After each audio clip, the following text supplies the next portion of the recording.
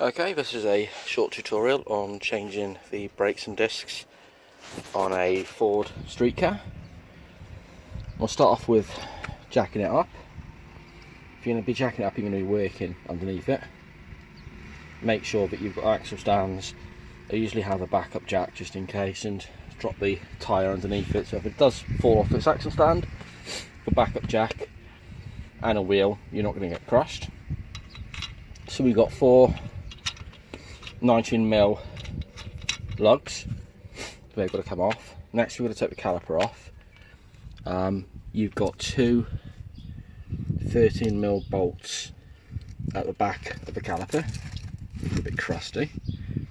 So we're going to take those off next. We're going to free the caliper away from the disc. Once we've done that, the disc should just knock off the back of the hub assembly. Then we can start taking the pads off the caliper. To start off with, you have this retaining clip. These are a bit of a take to get out, so you use set pliers and just peel it back, and we'll do that now actually.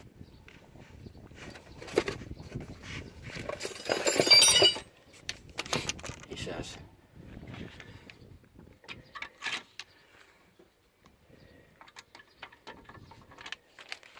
Very difficult to do one-handedly. In fact, I don't think I'm going to do it one-handedly with the camera.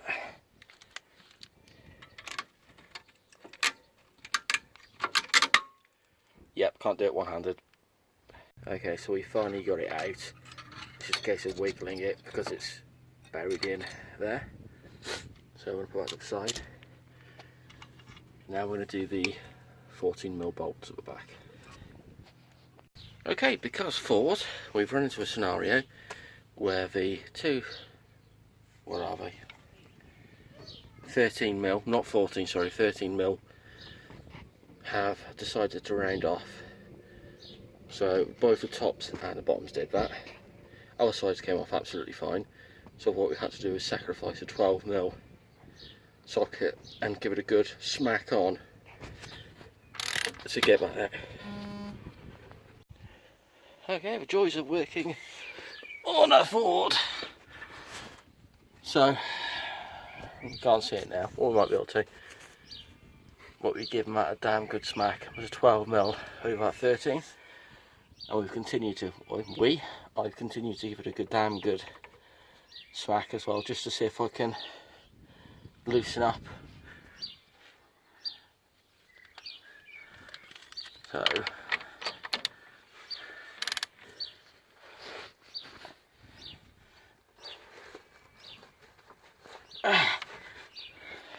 Okay, so the caliper should just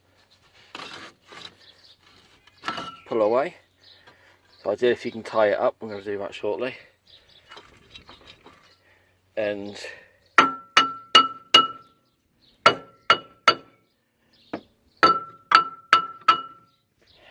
give it a few taps and it should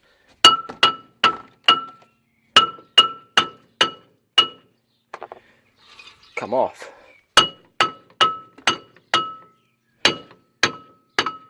Oh, this doesn't want to come off, does it?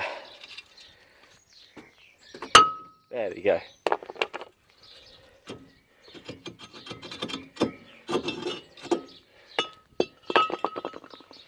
So, front side looks okay.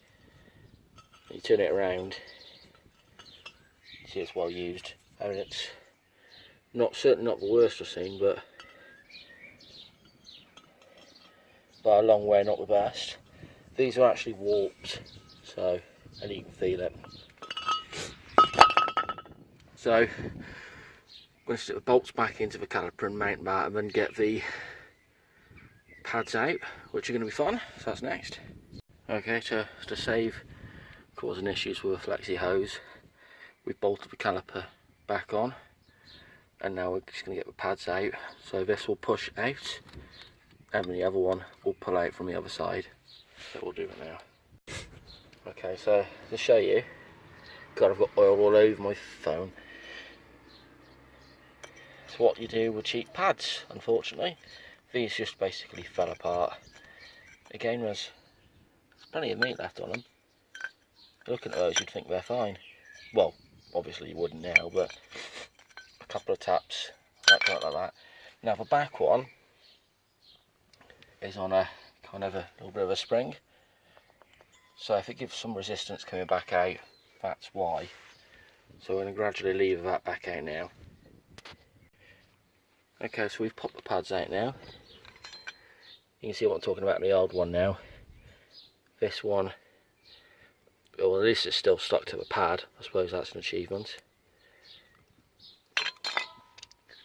So we've got the caliper and the caliper bracket, and we need to clean. Oh, we can clean this one up now. So what we can do is we can actually slide the caliper off the carrier, and then we can start cleaning up the mounting surface for the pads to make sure nothing gets stuck, it's nice and clean. Then we can grease up the sliders and put it back together again and put the pads in. So that's what we'll do next. What we're going to do here, because the pads are going to be slightly thicker than the old ones, is we've got to push the caliper, the piston back into the caliper. So I use a G-clamp and just squeeze it back in. Make sure that the top is off the reservoir in the brake fluid, engine bay, whatever, and push it back, just makes it easier later on. Okay, so we've got the brake pads back in. Used a bit of lithium grease. You can use copper grease, everyone will tell you different things. It might be lithium, it's whatever comes with the pads, to be honest with you, but just to do the sliders and to do the back of the pad, make sure it doesn't squeal. This is back on. We use some carb cleaner just to take the oil off the surface, and have that in the back. The next step really is we put the new bolts back on the back. So the last step, oh bollocks, there we go. Let's put this thing back on, which is going to be an absolute nightmare.